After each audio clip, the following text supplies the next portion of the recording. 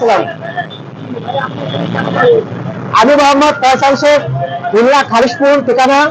আমি আর আমার বাবা ফুটপাতের বাংলা চশমা ঠিক করে 4 বেগুন সহ সহজে সংসার চালাইছি।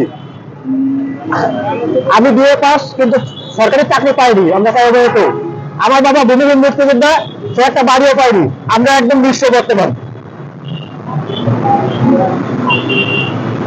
মাননীয় প্রধানমন্ত্রীর কাছে অনুরোধ, আমরা 4 বছর সরকারি চাকরি পাইনি, এই জন্য কোনো দুঃখ নাই, কিন্তু আমার বাবাকে একটা বাড়ি দেওয়া হোক খুলনা খালিশপুরে।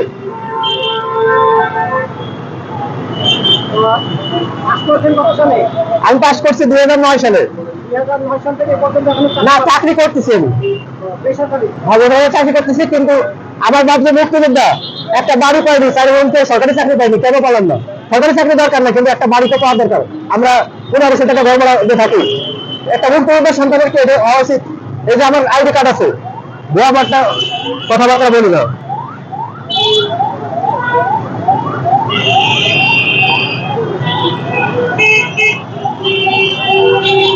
প্রধানমন্ত্রী হচ্ছে আওয়ামী লীগের নেত্রী, তিনি মুক্তিযোদ্ধাকে জন্য বহুত কিছু করছে, কিন্তু আমার বাবা একটা বাড়িও পাইনি। আমরা 4 বছর সরকারি চাকরিও পাইনি। চাকরির বয়স শেষ, 32 বছর পার হয়ে গেছে।